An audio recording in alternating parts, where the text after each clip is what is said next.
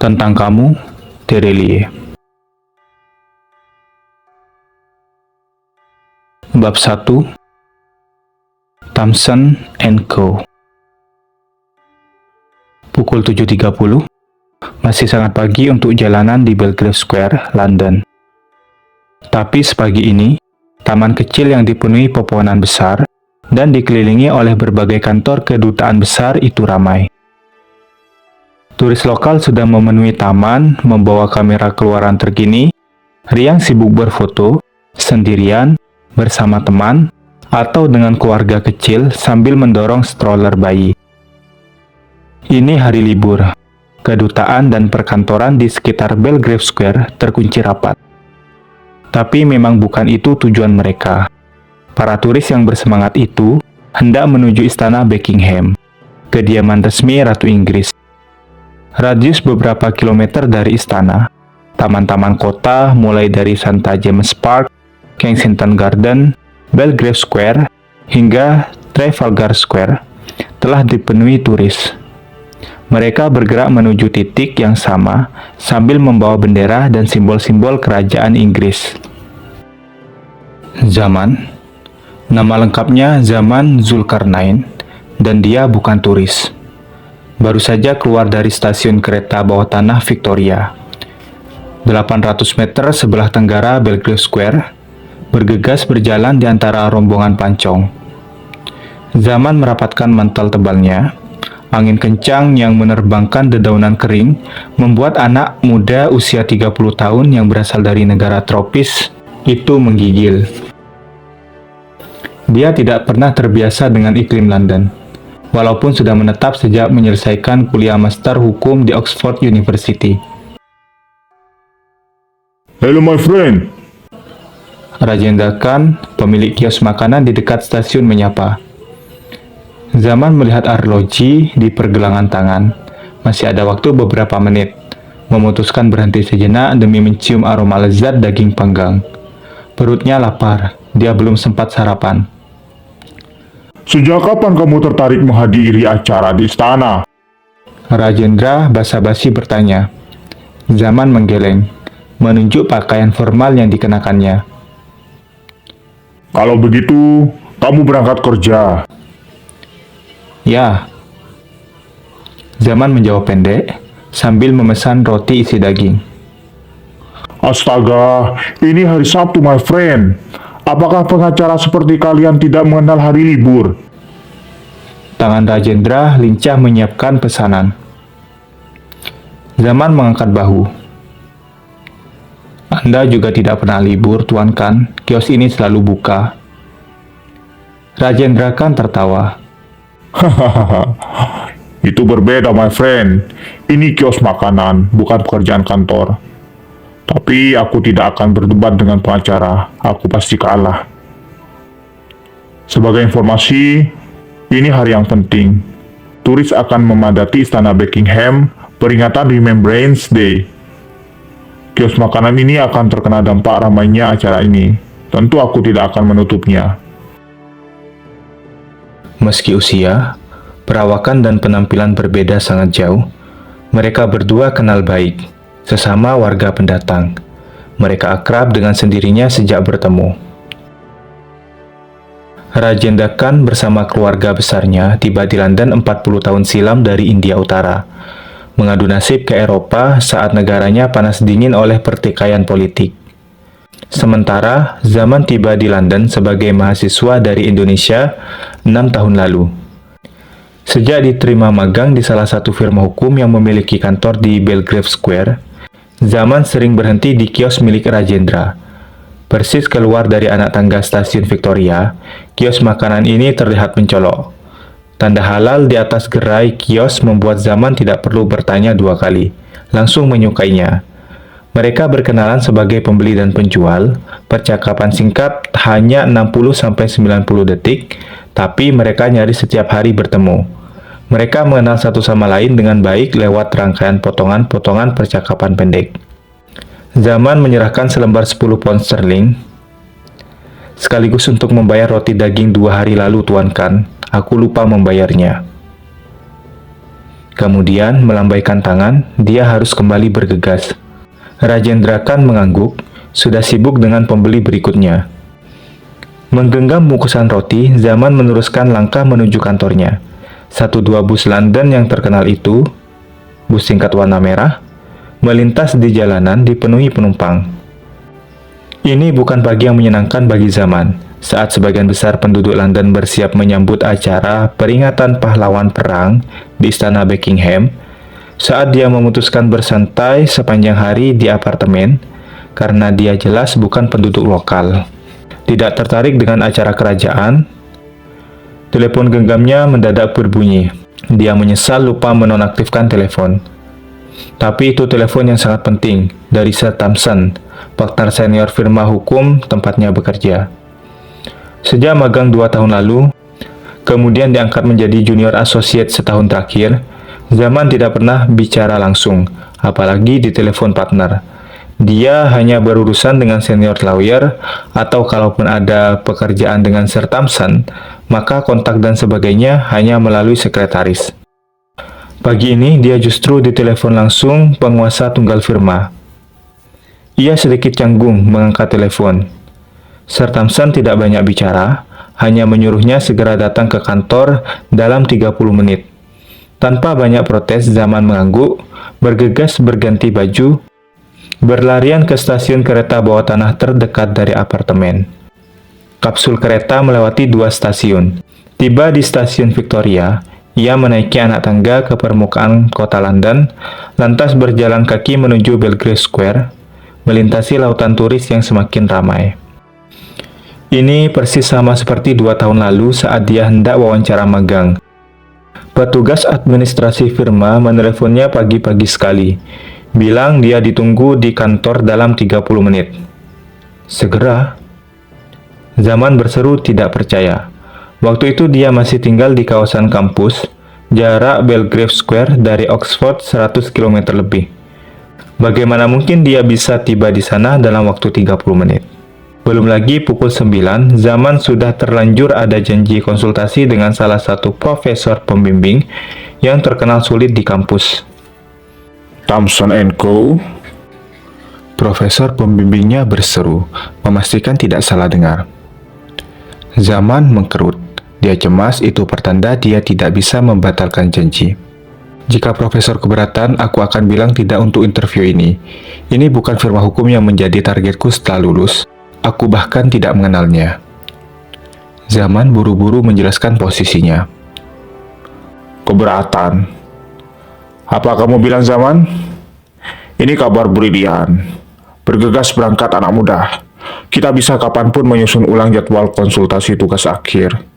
Tapi Thompson & Co. kesempatan itu tidak akan datang sekali dalam 100 tahun. Zaman terdiam. Itu di luar dugaannya. Tapi aku tidak mengenal firma hukum ini, Prof.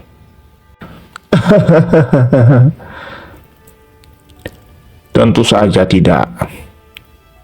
Profesor terkekeh di seberang telepon. Mereka adalah legenda hidup yang jarang diketahui. Mereka tidak semegah Latham & Watkins atau Shackley Baker R.M. Mackenzie, penguasa firma hukum dunia. Tapi nama Thompson & Co. selalu disebut dengan penuh kehormatan. Laksana manuskrip kuno dari belantara hukum yang kadangkala kejam. Kantor mereka seperti kuil suci. Pengacara mereka adalah kesatrianya. Aku tidak ingat kapan terakhir kali lulusan Oxford pernah bergabung di sana. Ini kesempatan terbaik bagimu, Zaman. Berangkatlah ke Belgrave Square. Sementara kereta bawah tanah melesat menuju pusat kota London, Zaman menghembuskan nafas lega. Dengan demikian, dia tidak perlu berhenti di stasiun kampus berikutnya. Ia menutup telepon. Panggilan wawancara super mendadak ini sebenarnya membingungkan. Dari sekitar 6 aplikasi magang yang dia kirim, Zaman tidak pernah mengirim aplikasi ke firma hukum ini. Bagaimana mungkin dia tiba-tiba diundang interview, dan apa yang dibilang profesor pembimbingnya? Kesatria kuno. Tiba di Belgrave Square, setidaknya dia paham sebagian istilah itu. Lokasi kantor firma hukum ini dekat sekali dengan Istana Buckingham. Bangunan putih 4 lantai dengan gaya arsitektur klasik terselip di antara kedutaan besar negara-negara penting. Jendela-jendela besar menghiasi dinding bangunan. Lokasi Thomson & Co. amat berbeda dengan kantor firma hukum besar dunia yang berkantor di gedung-gedung pencakar langit atau di jantung bisnis dan perusahaan multinasional. Kantor firma ini seperti kastil kuno dibandingkan perkantoran modern. Hanya ada satu petugas yang menyambutnya di lobi, penjaga keamanan yang mengantarkannya ke ruang wawancara. Lantai kantor dari po alam tua, tiang-tiang tinggi yang kokoh, dan udara yang terasa hangat. Zaman melangkah sambil menatap lekat sekeliling. Siapapun penghuni kantor ini, ia memiliki selera yang bagus. Lorong-lorong dipenuhi benda seni dan lukisan-lukisan terbaik terpajang di dinding. Anda terlambat setengah jam. Senior lawyer yang akan mewawancarainya menatap tajam dari kursinya di seberang meja. Wajahnya masam, dia jelas tidak suka menunggu. Zaman menghela nafas. Dia bahkan sudah berlarian dari stasiun Victoria, pakaiannya basah oleh keringat. Entah sudah sekusut apa penampilannya. Saya sudah berusaha tiba tepat waktu, Sir, tapi jadwal kereta bawah tanah London terlambat. Jalanan kota juga padat, tidak ada alternatif. Memintaku tiba di sini dalam waktu 30 menit itu impossible. Kecuali jika memiliki helikopter. Lantas, kenapa Anda tidak meminta helikopter kepada petugas kami yang menelepon? Senior lawyer berusia 50 tahun ini berseru dengan aksen daratan Inggris yang kental. Zaman menelan ludah. Itu bergurau atau sarkasme? Waktu itu, Zaman tidak tahu betapa seriusnya kalimat senior lawyer yang mewawancarainya. Firma hukum ini memiliki 2 helikopter dan 3 pesawat jet pribadi, terparkir rapi di London City Airport. Kapanpun dibutuhkan, pilot akan menerbangkannya dengan cepat. Baiklah, kita lupakan soal keterlambatanmu. Silakan duduk. Zaman duduk di kursi kayu. Namaku Eric Morning, senior lawyer Thomson & Co. Anda bisa memanggilku langsung Eric. Aku tidak keberatan. Aku yang akan mewawancaraimu setengah jam ke depan. 4 pertanyaan, 4 jawaban. Interview ini selesai. Zaman mengangguk. Anda tidak pernah mengirim aplikasi ke kami, jadi tidak perlu mengingat-ingatnya. Kami tidak menerima aplikasi dari manapun. Firma hukum ini memiliki pendekatan yang berbeda. Kami bukan yang terbesar secara statistik, dan kami memang tidak tertarik dengan berapa jumlah karyawan. Eric seperti bisa mengerti raut muka bingung Zaman. Di luar paralegal, staf dan petugas pendukung, firma hukum ini memang digerakkan oleh satu partner, Sir Thomson sendiri, dengan 6 senior lawyer. Ketika salah satu dari mereka pergi, entah itu partner atau senior lawyer, kami baru merekrut anggota baru. Satu senior lawyer kami pensiun 2 minggu lalu setelah mengabdi 60 tahun di firma ini. Dan disinilah Anda sekarang, salah satu kandidat. Kami mengundang 12 mahasiswa fakultas hukum terbaik dari seluruh dunia untuk mencari calon penggantinya. Anda yang ke-12, orang terakhir yang harus kutemui. Anda sudah siap? Tanpa basa-basi, Eric memulai wawancara. Zaman terdiam, menelan ludah. Itu bukan model wawancara magang biasa. Itu pengalaman yang sangat berbeda. Ada 4 pertanyaan dalam wawancara itu. Dia tidak diuji tentang pengetahuan hukum, simulasi kasus, pendapatnya tentang sebuah keputusan, atau tentang motivasi kerja, kemampuan kerja sama tim, preferensi karir, dan sebagainya. 1 dari 4 pertanyaan itu hanya tentang jika Anda jujur akan membuat 4 orang jahat terbunuh mengenaskan, sedangkan berbohong akan membuatnya selamat, maka pilihan apa yang akan Anda ambil? Setengah jam berlalu. Senior lawyer menutup wawancara, bilang hasilnya akan diberitahukan beberapa hari kemudian. Selamat pagi. Petugas pintu depan menyapa ramah, memutus kenangan 2 tahun lalu. Zaman membalas salam pendek. Dia baru saja menaiki 3 anak tangga, melewati pintu depan. Biar aku saja yang menggantungkannya. Anda sudah ditunggu di ruang meeting. Petugas mengulurkan tangan demi melihat Zaman melepas mantel tebalnya. Terima kasih. Zaman mengangguk.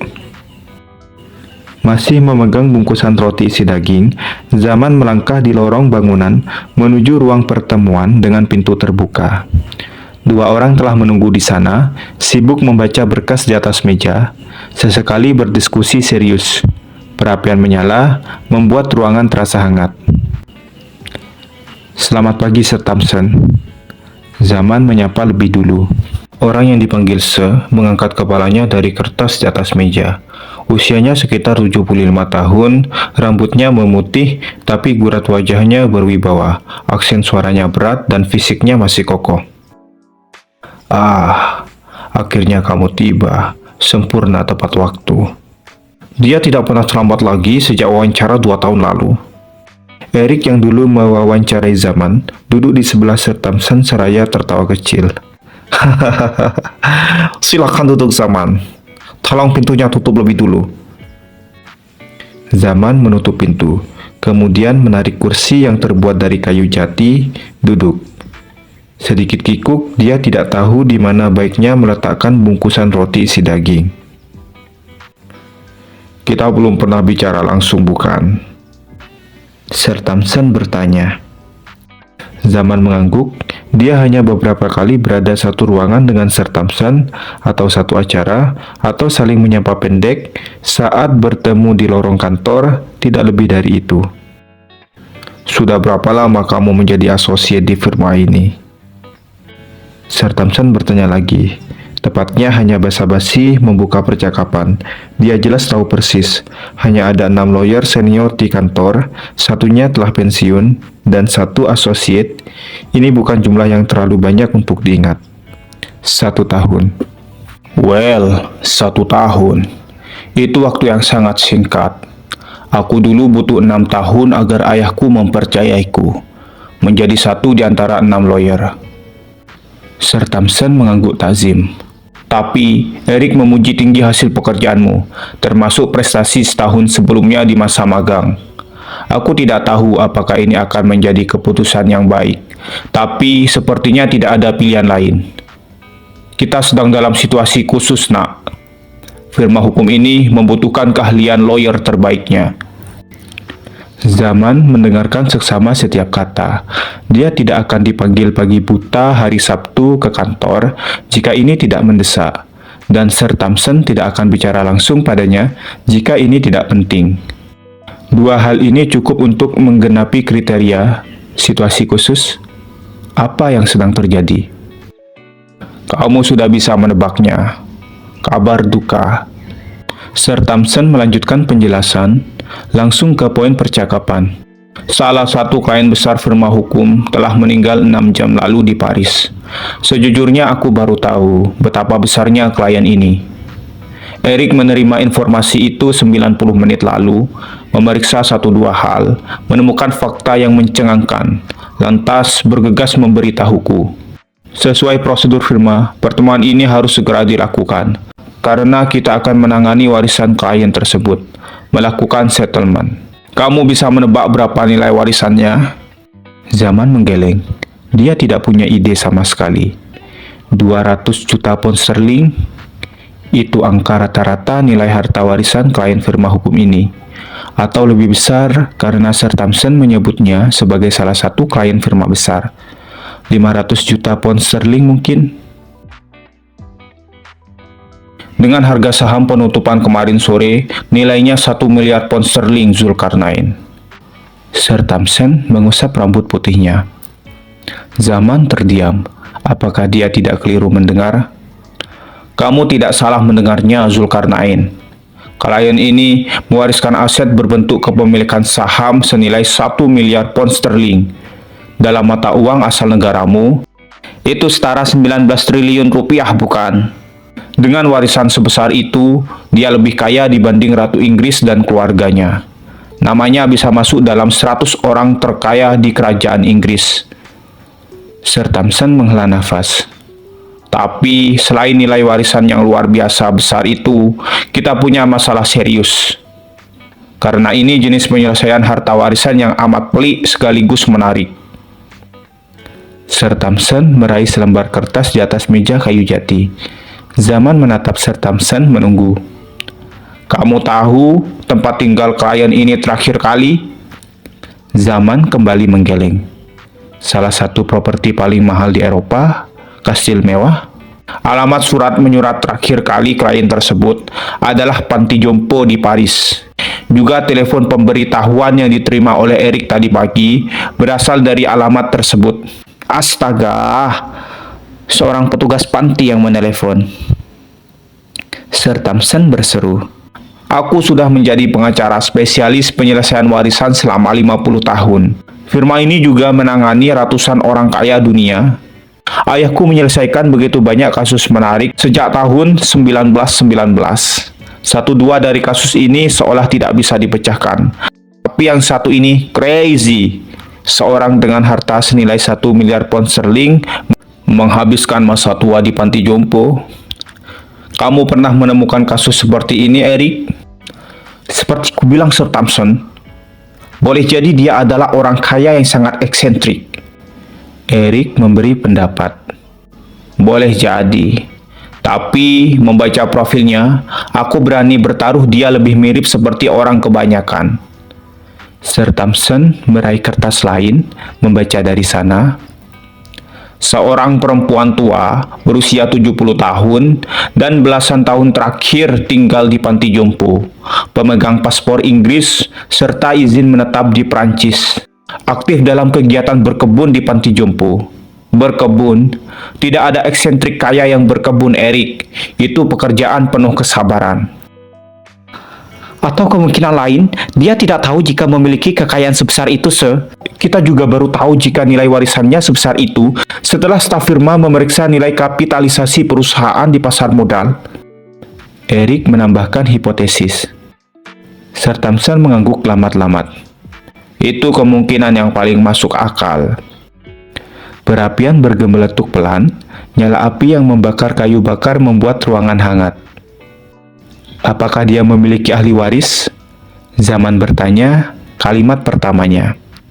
"Nah, itu yang membuat kasus ini menarik, Zulkarnain. Firma hukum kita hanya menyimpan surat keterangan jika wanita tua ini adalah pemilik sah 1% surat saham di perusahaan besar. Surat keterangan itu dititipkan beberapa tahun lalu oleh pihak ketiga melalui pos. Crazy. Hanya dikirim lewat pos. Surat itu menjelaskan jika terjadi sesuatu dengan nama yang tertulis di sana, akan ada telepon yang menghubungi firma kita. Dan atas situasi tersebut, Thompson & Co. diberikan mandat untuk menyelesaikan harta warisan wanita tua ini seadil-adilnya sesuai hukum yang berlaku." "Itu berarti tidak ada surat wasiatnya?" "Tidak ada." Eric yang kali ini menjawab. "Hanya surat keterangan yang aku sendiri tidak menduga akan seperti itu. Terima kasih untuk petugas arsip yang selalu menyimpan semua dokumen dengan rapi. Surat itu bisa kapanpun terselip tanpa sengaja." Zaman berkata pelan. "Jika klien ini tidak memiliki pewaris yang sah, kita bisa berdebat panjang dengan hakim pengadilan untuk menyelesaikan kasusnya. Belum lagi hanya ada surat keterangan itu. Posisi kita tidak terlalu kuat jika firma hukum lain datang dengan ahli waris sah." "Tepat sekali." Sir Thompson mengangguk. "Tapi biarlah itu kita cemaskan nanti. Sekarang kita harus memastikan kasus ini ditangani secepat mungkin. Surat keterangan itu bersama beberapa dokumen dan informasi klien ini akan diserahkan kepadamu." Zaman menelan ludah. "Diserahkan kepadaku?" "Ya, kamu yang akan menangani kasus ini, Zulkarnain." Zaman mematung. Dia akhirnya mengerti maksud pertemuan pagi ini. Awalnya dia mengira hanya diminta membantu riset atau investigasi Eric, seperti yang biasa dia lakukan selama ini. "Sudah saatnya kamu menangani sebuah kasus penting secara mandiri, Zulkarnain. Aku tahu kamu baru 2 tahun bergabung dengan firma ini, tapi ada sesuatu yang sangat spesial. Aku menyimak wawancaramu saat diterima magang. Jawabanmu atas 4 pertanyaan tersebut mengesankan. Itu jawaban terbaik. Juga pendapatmu dalam beberapa kasus yang kamu kerjakan setahun terakhir, itu sangat menarik. Maka, meski aku seringkali tidak sependapat dengannya, kali ini Eric benar. Kamu sudah siap, Zulkarnain. kasus ini akan diserahkan secara penuh kepadamu. Zaman tidak protes keberatan. Ada 7 kursi di ruangan pertemuan ini. Sir Thompson mengangkat tangan menyuruhnya diam. 1 kursi untuk partner firma, itu berarti aku, dan 6 kursi yang lain untuk lawyer senior. 1 dari 6 kursi itu kosong sejak John Sinatra mengundurkan diri pensiun. Sir Thompson menunjuk salah satu bangku. Kursi itu kosong 2 tahun terakhir. Jika kamu berhasil menyelesaikan kasus ini dengan baik, kursi itu akan menjadi milikmu, Zulkarnain. Zaman menelan ludah. Aku harus mengingatkan, firma hukum ini berbeda dengan ribuan firma hukum lainnya. Ayahku mendirikan firma ini dengan prinsip-prinsip yang kokoh, penuh kehormatan. Kita adalah kesatria hukum, berdiri tegak di atas nilai-nilai luhur.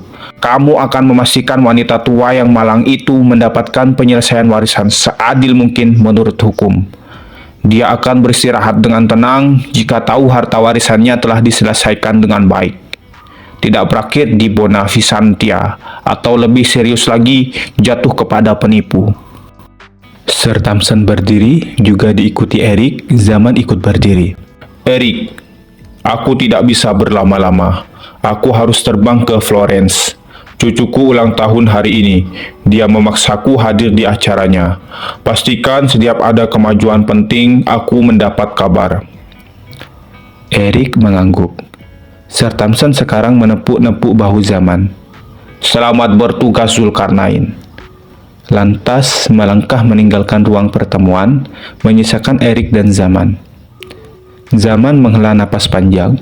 Setelah punggung Sir Thompson hilang di balik pintu, lalu meraih selembar kertas di atas meja, sudut matanya membaca nama di sana, tertegun. Sriningsih. Zaman menoleh ke Eric. Nama klien tersebut Sriningsih, pemilik harta warisan senilai 19 triliun rupiah yang baru saja meninggal. Itu orang Indonesia. Bukankah Sir Thompson bilang wanita tua itu memegang paspor Inggris? Eric tertawa, mengangguk. Itulah kenapa kamu yang ditunjuk menyelesaikan settlement wasiat itu, Zaman. Dia memang orang Indonesia, asal negaramu. Kamu bisa menelusuri kehidupan masa lalunya dengan mudah, termasuk mencari ahli warisnya yang mungkin masih hidup. Bergegaslah, pesawat jet telah menunggumu di bandara. Kamu harus segera ke Paris, mengunjungi panti jompo. Aku akan menyuruh beberapa staf membantumu dari London. Zaman mengangguk, tidak ada waktu untuk bercakap-cakap lagi. Dia hafal SOP firma. Setiap ada situasi khusus seperti ini, semakin cepat firma hukumnya bertindak, semakin baik. Zaman bergegas membereskan berkas-berkas di atas meja, menjepitnya, kemudian melangkah menuju pintu. Hai Zaman! Eric berseru. Zaman menoleh. Kamu lupa bungkusan roti isi dagingmu, tertinggal di bawah kursi.